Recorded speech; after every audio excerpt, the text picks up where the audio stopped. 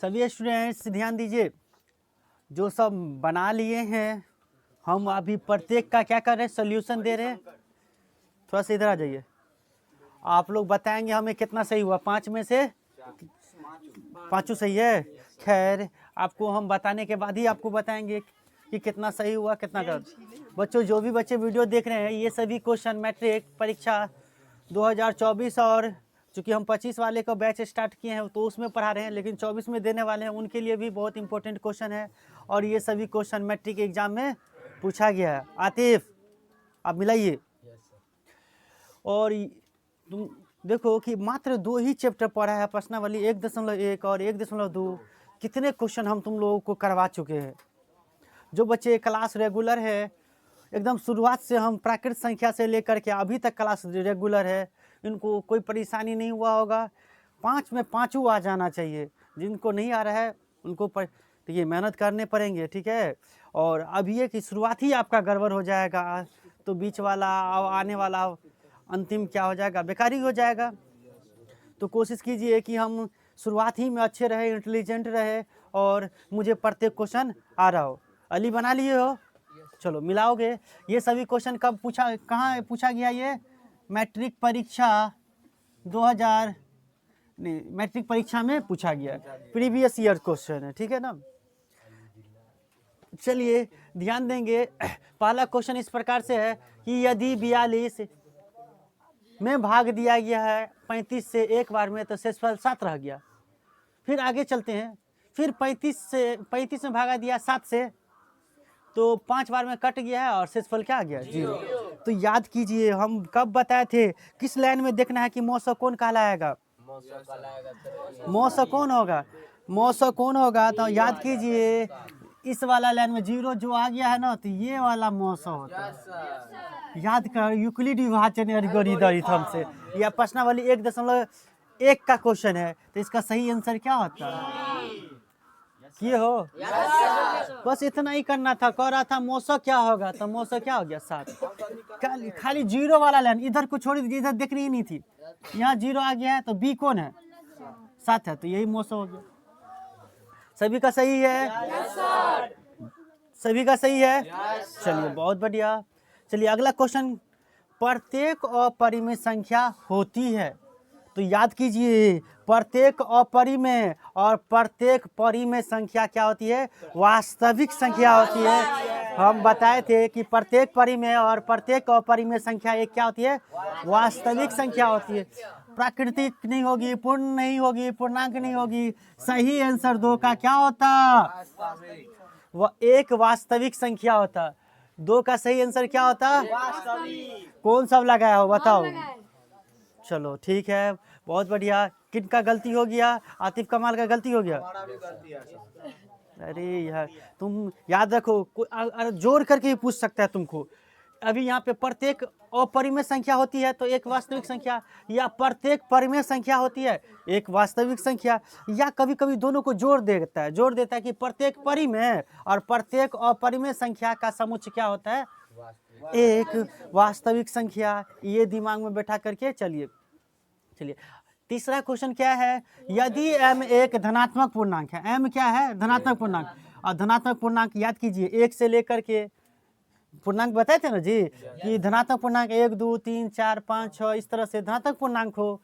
तो कह रहा है सम पूर्णांक का रूप कौन होगा, क्या पूछ रहे हैं।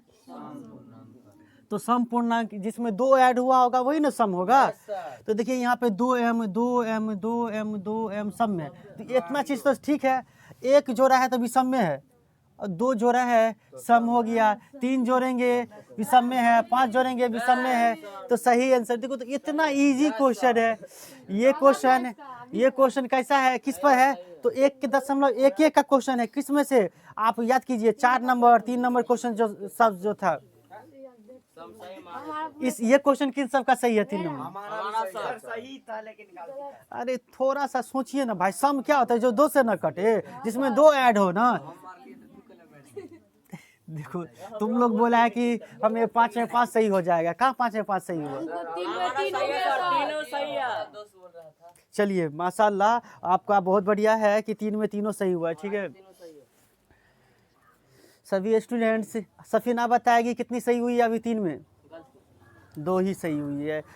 तो अब गलतियाँ जो एगो हुई है, समझ गए क्यों गलती हुआ है? देखिए समझ में आ जानी चाहिए कि क्यों गलती हो रहा है। समझ गए कि सम पूर्णांक कह रहा है तो सम 2 जोड़ा होना चाहिए। तो सम पूर्णांक का रूप याद कीजिए, हम लिखाए भी है सम संख्या में। देखो इतना चीज तो हम देख रहे सम में सेम है, ये चीज क्या है? सेम है। अब बाकी ये 5 और 3 और 1 तो विषम संख्या है, 2 वाला ना ही अब सम होगा। कितना इजी था। चलिए ये क्वेश्चन लेकिन बनाने वाला है कि 140 के अभाज्य गुणनखंड में 7 का घातांक, घातांक किसी को कहते हैं पावर या घात। चलिए हम यहाँ पे बना देते हैं, यहाँ बना देते हैं। ध्यान देंगे सभी स्टूडेंट्स, 4 का सोल्यूशन यहाँ बना देते हैं। फास्ट में आपको क्या करनी है, कहीं पे इस तरह से 2 से लगाइएगा 70, फिर 2 से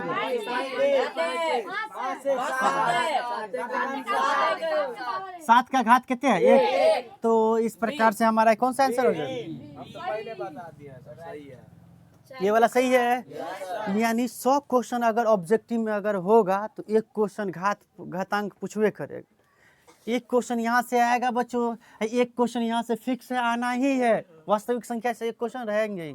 चलिए ये क्वेश्चन क्या होगा, इसका आंसर तो याद कीजिए, यूक्लिड विभाजन प्रमेय दे दिया। यूक्लिड विभाजन प्रमेय के अनुसार किन्हीं 2 धनात्मक पूर्णांक a और b के लिए ऐसे अद्वितीय पूर्णांक q और r विद्यमान है कि a बराबर बी क्यू प्लस r, जहां r संतुष्ट करता है। तो r संतुष्ट करता है तो याद कीजिए हम बताए थे r संतुष्ट क्या करता है। इसका सही आंसर क्या हो जाएगा कि r का मान क्या होगा, 0 के बराबर होगा या 0 से बड़ा होगा और b से छोटा होगा। तो ये सब ऑप्शन, ये भी नहीं हो सकता है, ये भी नहीं हो सकता है, सी ऑप्शन इज राइट। आप बताइए कि 5 में से कितने क्वेश्चन आ रहे हैं? 5 में से कितने सही हुए? 4। 5 में 5 किसी का नहीं सही हुआ? बड़ा अफसोस की बात है बच्चों। तो काहे गलती हो गया? तो ये सभी क्वेश्चन तुम लोगों के लिए इम्पोर्टेंट है, जो मैट्रिक परीक्षा 24 में देंगे तो इन लोगों के लिए तो एकदम मोस्ट VVI क्वेश्चन है। 1 क्वेश्चन यहाँ से प्रत्येक टैप का क्वेश्चन देख लो ना, यहाँ से 1 क्वेश्चन रहेंगे। इस तरह से परमेय और अपरमेय संख्या के सही पर रहेंगे कि एक वास्तविक संख्या है, और ऐसे सम और विषम पूर्णांक के रूप का है वो रह सकते हैं। 1 क्वेश्चन यहाँ से भी रहेगा। इसमें कभी कभी बदलाव कर देता रहता है, आर और 0 और b के बीच में संबंध ले लिया रहेगा। हो सकता है आपको हम लिखाए थे तीनों बात याद कीजिए, एगो लिखे हुईगा कि r 0 के बराबर हो सकता है। दूसरा ऑप्शन में हम बताए थे r नहीं, r क्या होगा, b से छोटा होगा, ये बताएंगे। और ये बताए होंगे कि r जो है हमेशा 0 से बड़ा होगा। तो 0 से क्या होता है, बड़ा होगा। तो ये सब संबंध सत्य है, एकदम सही है। और इसमें एक ये सत्य था कि जब तीनों को एक ही साथ लिख देंगे, इसको तीनों को एक साथ लिख देंगे, तो चौथी बात ये याद रखिए कि 0 के बराबर होगा r, और बड़ा होगा, और b से छोटा होगा। तो ये चीज है, देखिए। हाँ, तो 1 क्वेश्चन यहाँ से जरूर आएंगे बच्चों। जो भी बच्चे मैट्रिक परीक्षा 2024 में देने वाले हैं, इनके लिए मोस्ट VVI क्वेश्चन रहा है कि 1 क्वेश्चन यहाँ से प्रत्येक पर 1 क्वेश्चन रहेंगे। तो चलिए, आप लोग को जरूर अच्छा लगा है तो कमेंट कीजिए। चलिए, जय हिंद।